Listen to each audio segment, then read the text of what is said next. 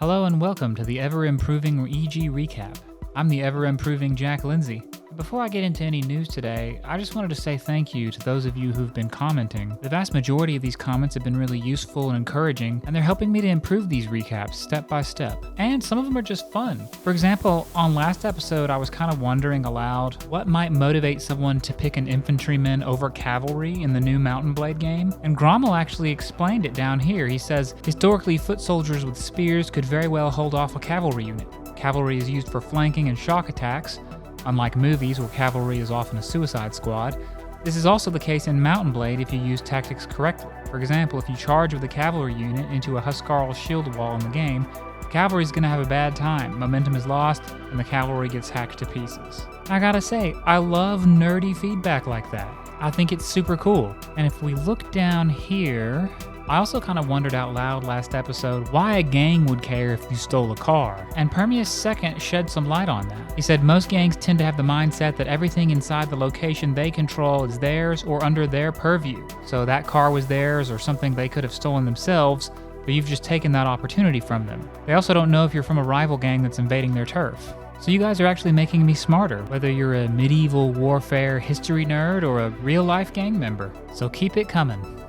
I got 3 stories for you today. In the first, Cyberpunk 2077 will not avoid difficult subjects and intends to tell an adult story.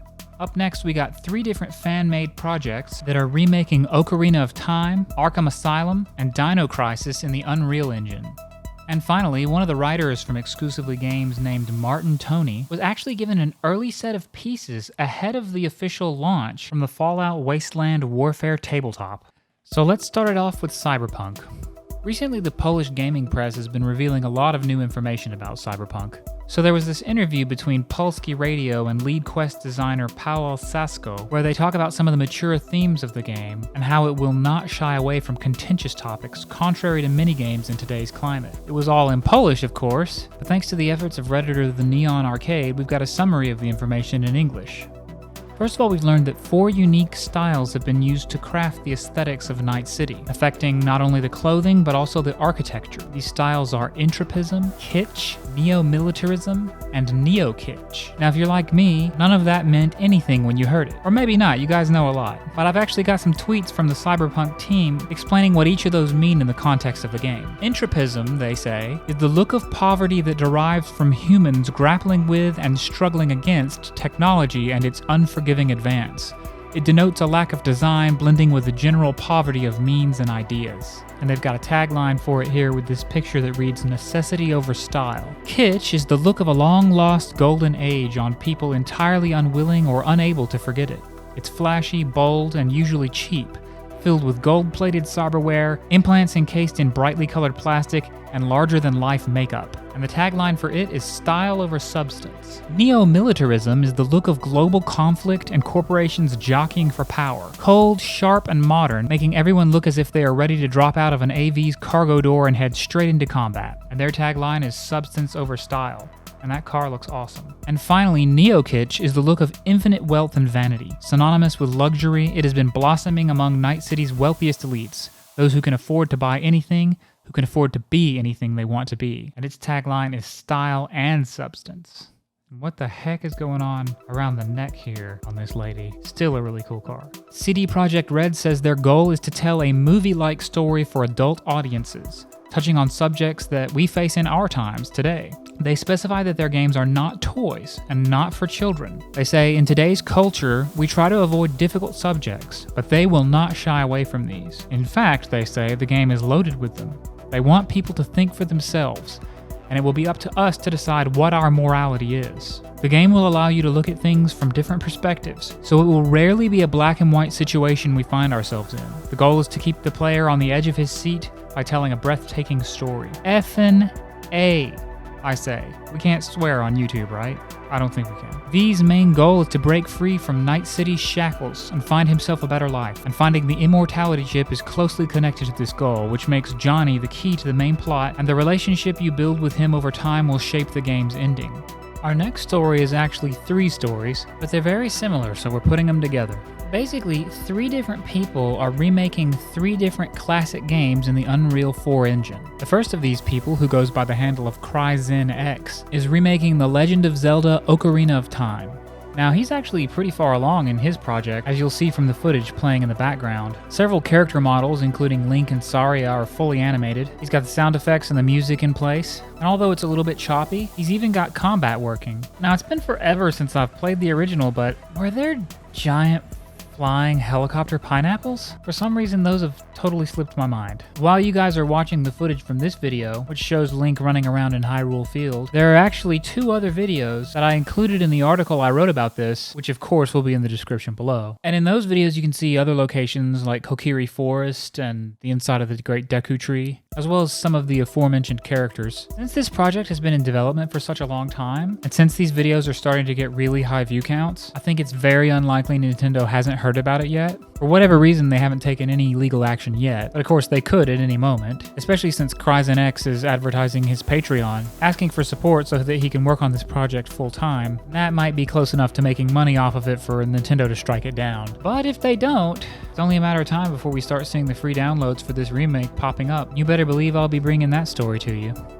For the next of the remakes, Batman Arkham Asylum, we unfortunately have much less footage and much less info, as the project is much earlier in its development than the Ocarina of Time. We know that Zach Yeager has so far managed to recreate a stretch of hallways that are seen in the intro to the original Arkham Asylum, where Batman follows along as the Joker is dragged through. We know that the original game was made in Unreal 3, which should make this a considerable graphical upgrade if it ever comes to fruition, and with the really solid combat and voice acting of the first, combined with these modern graphics, this would definitely be one worth downloading. The video, to which the footage playing above belongs, is in the article linked in the description, but I've got to give you a fairly major trigger warning if you dare open that link. With information about the remake being as sparse as it was, I didn't want to leave our readers with barely anything to read, so I threw in a review I wrote years ago, right after the first time I played the original. Now, while this review does praise the excellent combat, exploration, and voice acting of Arkham Asylum, it also does bring criticisms against the game. And while I do in my review recommend Arkham Asylum for anyone, I do also state that for me, it's not mind-blowingly amazing. Now, if you're hearing that and you can feel your pulse quickening and your blood pressure rising, and the urge to demand that I be fired swelling up in your chest, I would recommend that you skip this one.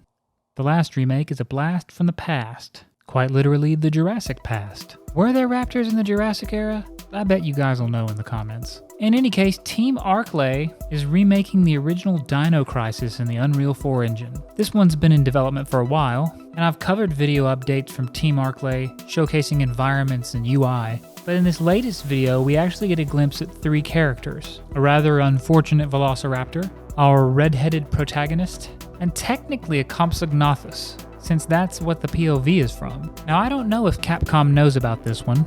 It's certainly been around long enough and it's starting to get enough views that they very well could have noticed. But if they have, they haven't said anything. And if you want the link to the video playing above, you can find it in the article below, which itself also links to another article that contains several other development videos for this remake.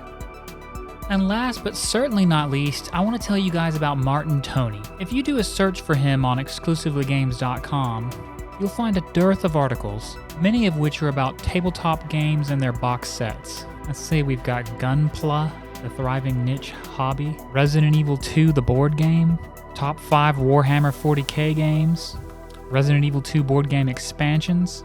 He often writes about art books, compendiums, and developer notes, Hyrule Encyclopedia. Basically, he's a prolific force behind the tabletop section of Exclusively Games. And the reason why he's our third story of the day is that Martin was actually contacted by the guys at Modifius Entertainment, the ones who made the Fallout Wasteland Warfare tabletop. And they were so into his coverage of tabletop games that they actually sent him a box set of one of the game's factions before it even came out to the public, just so that he could write about it. Now, that's just freaking awesome. Exclusively Games was just made that much cooler by the efforts of Martin Toney. So let me give you a brief overview of what he found in his set. He opens by saying, back in August of 2018, Modifius Entertainment did what no other company had been able to do. They brought Fallout to the tabletop. Fallout Wasteland Warfare is a 32mm skirmish wargame that's set in the post-war ruins of America and further afield if you're particularly creative. When the game launched, it came with 3 playable factions which drew on the most recognizable groups from the modern Fallout setting. You got the Survivors, the Brotherhood of Steel, and Super Mutants. The Survivors are a ragtag band of normal people just trying to make their way through life in the wasteland with some occasional help from the Minutemen, who serve as a sort of sub-faction. The Brotherhood of Steel bring Maxon's dogmatic soldiers to the field with advanced training, weapons, and power armor aplenty. The Super Mutants are a destructive force in the wasteland, bringing their physical strength to bear while making use of any sort of weapon they can lay their hands on, while their mutated hounds run ramshow across lesser beings.